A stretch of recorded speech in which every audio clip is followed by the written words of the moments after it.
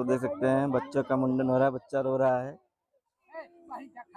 छोटू रो रहा है। देख लीजिए मुंडन हो रही है, काफी भीड़ है दोस्तों। देख लीजिए ये बच्चे के लिए चिन्ह रखती कर रहे हैं रस्सी में। देख लीजिए दोस्तों वो रस्सी में चिन्ह वगैरह लगा के, उधर भी बच्चे भीड़ लगाए हुए हैं। देख लीजिए चिन्ह वगैरह लेके काफी भीड़ है।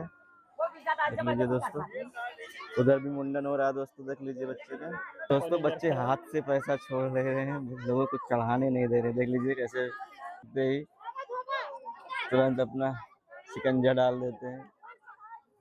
देख लीजिए दोस्तों